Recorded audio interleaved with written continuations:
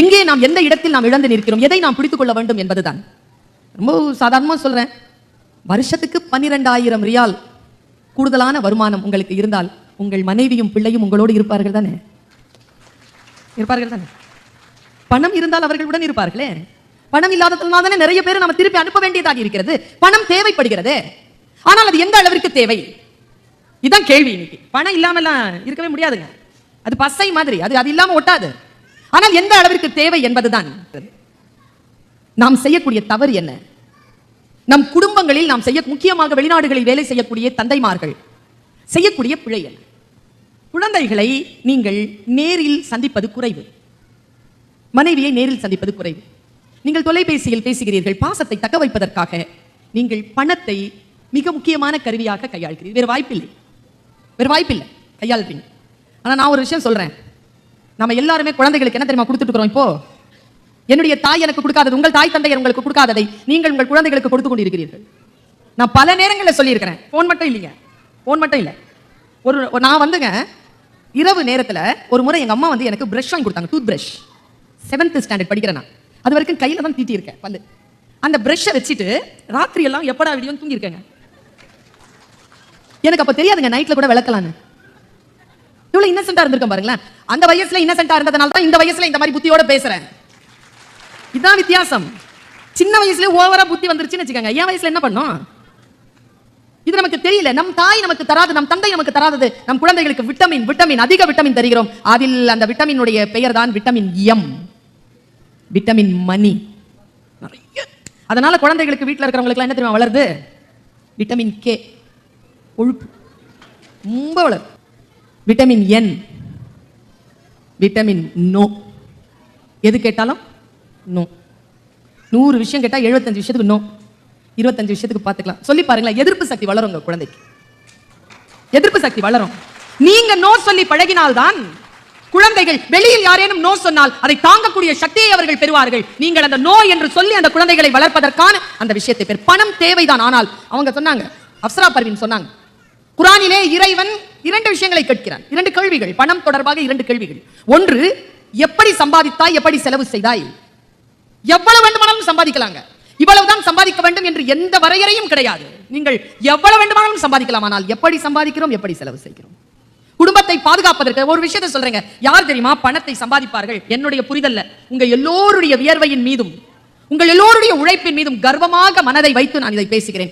எந்த ஒரு மனிதன் தன் வீட்டை நேசிப்பானோ அவனால் தான் இந்த வெயில் பிரதேசத்தில் வேலையை நேசிக்க முடியும்.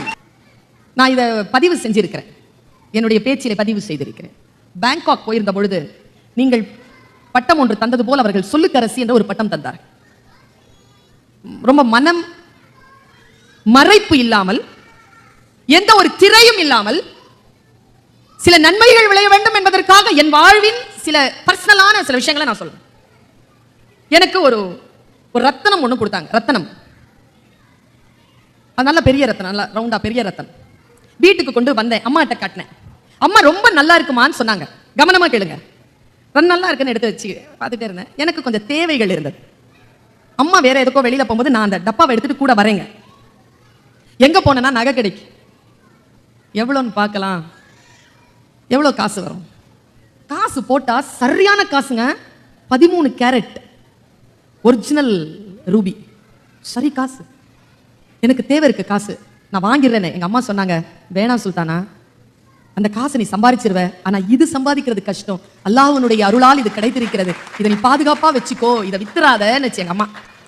சரி, அந்த பெட்டியில வச்சுட்டு என்னமா பண்றது? அம்மா சொன்னாங்க, இதை நகை பண்ணி போட்டுக்கோ. நாங்க நகைக்கு எங்க போறது காசு? 2.5 வருஷம் உழைச்சேங்க. சில அந்த டாலர் வந்து சில போட்டோஸ்ல இருக்கும், பெரிய சிவப்பு கல் வச்சு ஒரு டாலர் இருக்கும்.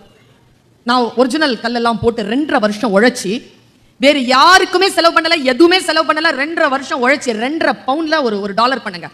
டாலர் போட்டுக்கிட்டு வீட்டை விட்டு படி இறங்குறேன். என் பையன் அப்ப 8ஆம் கிளாஸ் வந்தான். என்ன பார்த்தான், என் டாலரை பார்த்தான். என்ன பார்க்கறான், என் டாலர். அம்மி அப்படின்னா, என்னப்பா? சூப்பர் அப்படின்னா, தேங்க்யூ, ஃபர்ஸ்ட் அப்ரிசியேஷன். என்னங்க போடுறதே அதுக்கு தானே. சூப்பர் அப்படின்னா தேங்க்யூ அப்படின்னு.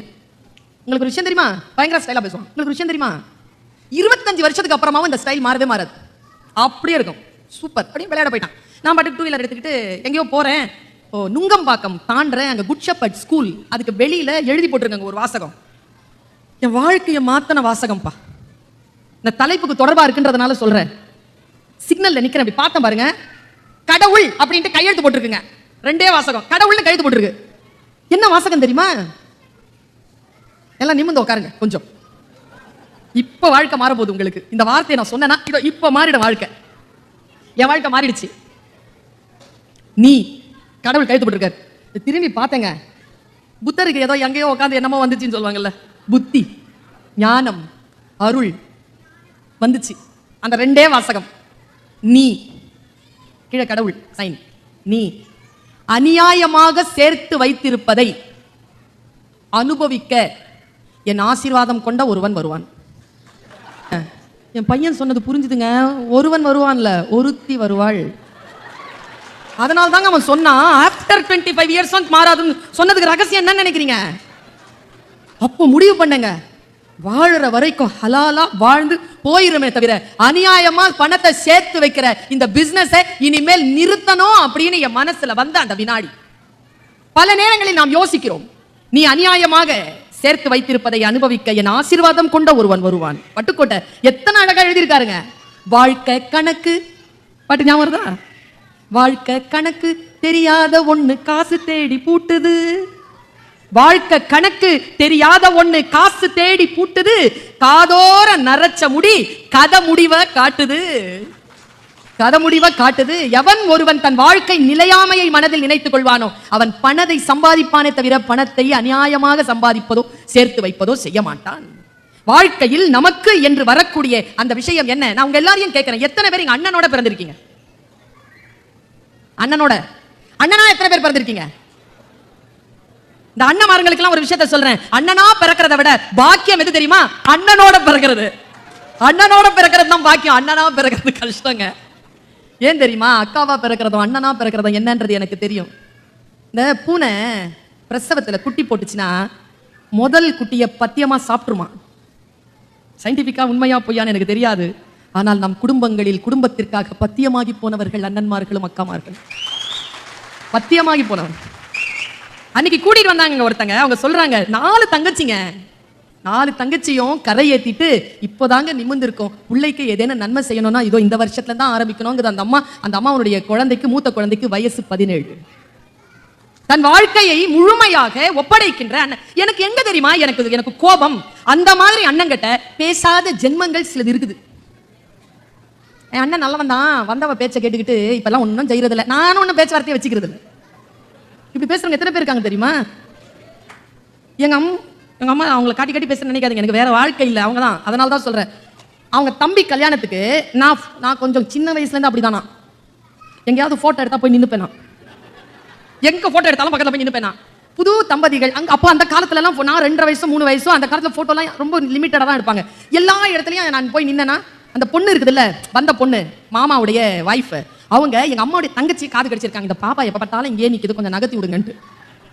எங்க அம்மாவுடைய தங்கச்சி என்ன பண்ணாங்க, நேரம் அவங்களுக்கு ஒண்ணு தர தர தரதே சொல்லிட்டானே என்ன அங்கேயே நிக்கிற தர தர தரன்னு. எங்க அம்மா அதை பார்த்துருச்சு. எங்க தம்பி கிட்ட மாமா கிட்ட கேட்கறாங்களா எங்க அம்மா, ஏன்டா பிள்ளைய தள்ளி விட்டாங்க? இல்ல அக்கா, அவ தான் சொன்னா எல்லாத்துலயும் பிள்ளை நிக்குதுன்னு. அவ சொன்னா நீ கேட்டே இருப்ப. பிள்ளைய தூக்கி வந்தவங்க தான் 12 வருஷம் ஆச்சுங்க பேசுறதுக்கு. 12 வருஷம் பேசலீங்க தன் தம்பி கிட்ட. நான் யோசிச்சு பார்த்திருக்கேன். ஒரு சில காயங்களால், ஒரு சில சிரமங்களால் வாழ்க்கை முழுவதும் சில பேரோடு பேசாமல் இருக்கிறோமே, அதை விட மிகப்பெரிய சாபம் வேறு எதுவும் இருக்க முடியுமா? ஆறாத ரணங்களையும் ஆபாசமான எண்ணங்களையும் சுமக்கின்ற அளவிற்கு வாழ்க்கை வசதியானது இல்லையே. காலம் இப்படி போயிடுது. ஒண்ணு சொல்றேங்க, அண்ணன் யாரு தெரியுமா? நீங்க எல்லாம் நினைப்பீங்க சின்ன அப்பாங்க.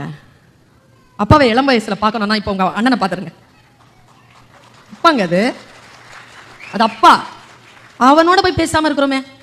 இன்னைக்கு ஒரு வேலை செய்யுங்க, வீட்டுக்கு போகும்போது வீட்டுக்கு போயிட்டு போனை போடுங்க, காலையில போடுங்க. என்ன ஹலோ, நான் தான் பேச. யாரு? நான் தானே. என்ன விஷயம்? கோமா தான் இருக்கும். இல்லைண்ணா ஏதோ தோணுச்சு பேசணும். நல்லா இருக்கியா? ஏன்னா மறுபடியும் அவனோடு பேசுவதற்கான வாழ்க்கை சூழல் அமையுமா என்று நமக்கு தெரியாது.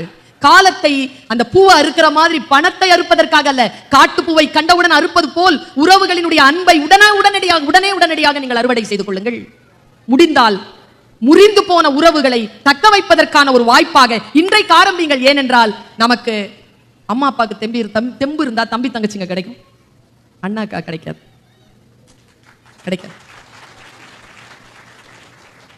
எல்லா உறவுகளுக்கும் அவரவர்களுக்கு என்று ஒரு தாற்பயம் உண்டு.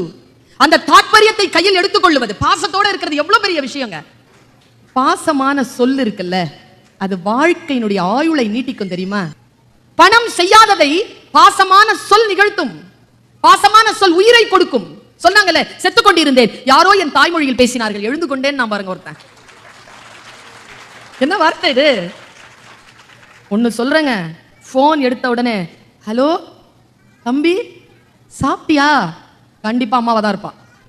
அம்மா தான் கேட்பா நல்லா இருக்கீங்களா, வைஃப் கேட்பா. வைஃப் சாப்பிட்டீங்களான்னு ஃபர்ஸ்ட் ஓபன் பண்ணவே மாட்டா. அவளுக்கு நீங்க நல்லா இருக்கணும், அப்பதான் அவன் நல்லா இருக்க முடியும். பாசத்திற்கான சொல்ல புரிஞ்சுக்கோங்க. முதல்ல மனதை, அந்த தாயின், அந்த தந்தையின், அந்த குழந்தையின் சொல், அந்த குழந்தைகளின் கண்களில் விரிகின்ற ஆச்சரியம். என் அண்ணன் சிகாகோல இருந்து எனக்கு ஒரு பொம்மை அனுப்புனாங்க. நான் போறேன் உள்ள, அப்ப 4.5 வயசு அவ குழந்தைக்கு. சுல்தானா, இத போன உடனே சப்ரின் கையில கொடுத்துருனா. என்னது இருக்கு அதுல? தவளை பொம்மை கொடுத்துருன. நமக்கு புத்தி எங்க போகும்? உங்களுக்கு எப்படி போகுதுன்னு தெரியலீங்க. டீ 3 ரியால்னா 60 ரூபாவா? அப்படிதாங்க போகுது புத்தி. ஒரு தொப்பி வாங்கினா 3 ரியால், 60 ரூபாய் கொடுக்கலாமா? ஒரு ட்ரெஸ் 120 ரியால்னா 2000 அப்படி போகுதுங்க. கணக்கு போடுறோம் இல்லையா? அவன் அந்த சிகாகோல கொடுக்குறான். அதை திருப்பி புத்தி, என் புத்தி பாக்குறேன், $7 $1 அப்ப 50 ரூபா. 350 ரூபாய்க்கு இதுக்குள்ள என்ன இருக்குன்னு பிரிச்சு பார்த்தா ஒரு தவளை பொம்மை புய் அப்படின்னு. அவ்வளவுதான் அண்ணா, 350 ரூபாய்க்கா வாங்கினேன், டி நகர்ல இருந்து நான் 10 ரூபாய்க்கு வாங்கிடுவேன். ஏன்னா இப்படி காசு கரியாக்குறேன்? என் அண்ணன் சொன்னா பாருங்க, அந்த வார்த்தையை இன்னைக்கு மனசுல எடுத்துட்டு போங்க. அண்ணன் சொன்னா, சுல்தானா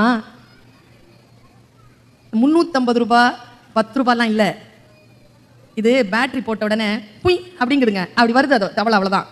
என் குழந்தை வந்து தன் அப்பா முகத்தை பார்த்து விட்டு வந்த அத்தையை பார்க்கும். அந்த அத்தையின் முகத்தை பார்க்கும் போது, அப்பா இதை கொடுத்தாருன்னு கொடுக்கும் போது என்ன பண்ணு, பேட்டரி போட்டு கொடுக்கும் போது அவகிட்ட அமுக்கி கொடுனா. அப்படி அமுக்கும் போது அது புயின்னு சொல்லல, அப்ப அது கண்ணில் ஒரு வெளிச்சம் வரல. அந்த வெளிச்சத்துக்கு தான் 350 ரூபாய். அந்த 7 ரூபாய் 10 ரூபாய்க்கெல்லாம் இல்லப்பா. பாசம் என்பது வேறு. எனக்கு சாய்ரா பானுன்னு ஒரு ஃப்ரெண்ட் இருந்தா, அவளை எனக்கு ரொம்ப பிடிக்கும். ஏன்னா நான் என்ன சொன்னாலும் அவன் செய்வா, அவ என்ன சொன்னாலும் நான் செய்ய மாட்டேன். என்ன பயங்கர கெமிஸ்ட்ரி தெரியுமா இது? நான் எது செய்யலாம் அவன் செய்வாங்க. சாய்ரா பானு பேரு, 5th ஸ்டாண்டர்ட் ஃப்ரெண்டு. இந்த ஹில்மியா மாதிரியே இருப்பா. அவ ஒன்று சுத்திட்டு இருக்குது ஒரு தேவதை, அதே மாதிரி இருப்பா. அவளை ரொம்ப பிடிக்கும். அவன் ரொம்ப அழகா இருப்பான், நான் சுமாரா இருப்பான், என்ன சுத்திக்கிட்டே இருப்பான். நான் யோசிச்சு பார்ப்பேன், இவளை என்ன நம்மளை இவ்வளோ நேசிக்கிறாளேன்னு. ஒரு தடவை அவ என்கிட்ட வந்து ஒரு கேள்வி கேட்டாங்க, எனக்கு இன்னி வரைக்கும் தெரியல. பாசம்னா எனக்கு அவ தான் ஞாபகம் வருவா, சாய்ரா பானு தான் ஞாபகம் வருவா. அவ கேட்கறா என்கிட்ட, சுல்தானா உன்னை எனக்கு பிடிக்குமா, என்ன உனக்கு பிடிக்குமான்னு கேட்கறா. நால பிடிக்கும்னு. எவ்வளோன்னு கேட்டாங்க. நீங்க சொல்லுங்களேன், உங்களுக்கு யாராவது பிடிச்சவங்களை எவ்வளவு பிடிக்கும் சொல்லுங்களேன். எவ்வளவு பிடிக்கும்? அவ்வளவுதானா? அதை விட சொல்ல முடியாது தானே? இவ்வளோ குழந்தை மொழி. உங்களை தூக்கி சாப்பிடும் குழந்தை தன் மொழியில். அதை புரிந்து கொண்டவர்கள் ஆசீர்வதிக்கப்பட்டவர்கள். பல குழந்தைகளுடைய மொழி நமக்கு புரியறது இல்லைங்க. இந்த குழந்தை நம்மளை பார்த்து ஏங்கி சில வார்த்தைகளை சொல்லும், அந்த வார்த்தைகள் ரொம்ப அப்படின்னு சொல்லி தட்டி விட்டுறோம். அப்பொழுது அந்த பாசம் நமக்கு புரிவதில்லை. வயசாகி நெஞ்சுக்குழியில காத்து அடைச்சி வெளியில வந்துட்டு இருக்கும் போது புரியுது. சக்கராத்து டைம்ல மன்னிப்பு கூட ஏற்றுக்கொள்ளப்பட மாட்டாராம். அப்போ புரிஞ்சு என்ன பிரயோஜனம்? இப்ப புரியணுமே. நான் சொன்ன அவகிட்ட, உன்னை எனக்கு சரியா இருந்தா கை தட்டுங்க, இதை விட சிறப்பா சொல்லிடவே முடியாது. உன்னை எனக்கு ரொம்ப 3 நாளுக்கு அப்புறமா பாஸ் சொல்றேன், அவ்வளவு பிடிக்கும். கம்பன் சொல்றாங்க, இத கம்பன் சொல்றான். கும்பகர்ணனை பார்க்கிறான் ராமன். அப்படி பார்க்கின்ற பொழுது அவன் அவ்வளவு பெருசா இருந்தானா, அவ்வளவு பெருசா இருந்தது. எப்படி சொல்றானா, தோளோடு தோள் தொடர்ந்து நோக்கி நாள் பல செல்லுமாம். அவ்வளவு பெருசா இருந்தானா, அவ்வளவு நாளாகும் அதை பார்த்து முடிய. மனசு அப்படிப்பட்டதுதான். நமக்கு நம்முடைய மனைவியின் சொல் புரியறது இல்லையே. நான் எப்பவுமே சொல்றேன், இந்த 65 வயசுல எல்லாம் மனைவியை சிலாகிச்சுட்டு இருக்க வேண்டிய அவசியம் கிடையாது. நான் பாக்குறேனே, above 65 என் வைஃப் மாதிரி வராதுங்க. என் வைஃப் தாங்க எல்லாம். அது 30 வயசுல சொல்ல, அது 30ல சொல்ல, 30ல சொல்றது இல்ல எல்லாம். ஏன் தெரியுமா? அந்த ஆண்களுக்கு சொல்றேன், மனைவிக்கு எது பிடிக்காது தெரியுமாயா? புரியறது இல்ல நிறைய பேருக்கு. இந்த கடன் வாங்கி 5 கிராம் கொடுத்தா பிடிக்கும்னு நினைக்கிறீங்களா? இல்லைங்க. இந்த காலையில 12 மணிக்கு பூ வச்சுக்கிட்டு காசரி விரைய கரும்பு தேனன்னு சொன்னா ஓகே ஆயிடுமா? கிடையாதுங்க. நான் சொல்லவா, அவளுக்கு எது பிடிக்கும்னு? அவளை கிண்டல் பண்ணலன்னா அவளுக்கு பிடிக்குங்க. அவளை கிண்டல் பண்றது பிடிக்காதுங்க. எத்தனை ஆண்களுக்கு தெரியும்? ஆண்களுடைய எனர்ஜியை, ஆண்களுடைய சுயமரியாதையை காப்பாற்றாமல் விடுகின்ற பெண்களை ஆண்களுக்கு பிடிக்காதுங்க. இது இந்த ரகசியம் எத்தனை பெண்களுக்கு தெரியும்? தெரியாமல் எவ்வளவு பிழைகள் நிகழ்ந்து விடுகின்றன. பாசம் அற்று போகின்ற அந்த வாழ்க்கை. நீங்கள் 1000 ரூபாய்கள் சம்பாதித்து என்ன நடக்க போகிறது? இந்த மனைவி கணவன் 2 பேர் மத்தியில் இருக்கக்கூடிய அந்த பிணைப்பு, அந்த பிணைப்பிற்கான அது அர்த்தங்கள் ரொம்ப ஆழமா யோசிச்சு பார்த்தா, இந்த 30 வயசுல இருக்குல்ல பெண்களை ரொம்ப கிண்டல் பண்றீங்க தெரியுமா? என்ன நடக்கும்ங்கறத சொல்லிடுறேன். நீங்க உங்களுடைய வாழ்க்கையில யோசிச்சு பாருங்க. அவளை நீங்க கிண்டல் பண்ணிருப்பீங்க. அவ எப்படி தெரியுமா ரியாக்ட் பண்ணுவா? சிரிச்சு ரியாக்ட் பண்ணுவா, அமைதியா ரியாக்ட் பண்ணுவா, கடந்து போய் ரியாக்ட் பண்ணுவா. நினைக்காதீங்க அவ கடக்கறான்னு. அவ மனசுல ஒரு முத்து மாலை இருக்கு. ஒவ்வொரு முத்தா கோத்துட்டு இருக்கா. எப்போ தெரியுமா ஒரு முத்தா எடுப்பா? 65 வயசு ஆகும். அப்போ ஒன்னொன்னா எடுத்துடும். அப்போ நீங்க ஐயோ அம்மா ஐயோ என் பொண்டாட்டி மாதிரி இல்லை அப்போ சொல்லுவீங்க. ஏன்னா அவன் அந்த முத்த கழட்ட ஆரம்பிப்பா. அப்போதான் தெரிந்து கொள்ள வேண்டும். சின்ன வயதிலேயே ஒருவருக்கு ஒருவர். எவ்வளவு அழகா சொல்லுகிறது குர்ஆன். நீ அவருக்கு ஆடையாகும், அவர் உனக்கு ஆடையாகவும் இருக்கிறார். இதை விட அற்புதமான சொல் வேறு என்ன இருக்கும்? சொல்லுங்க அதை.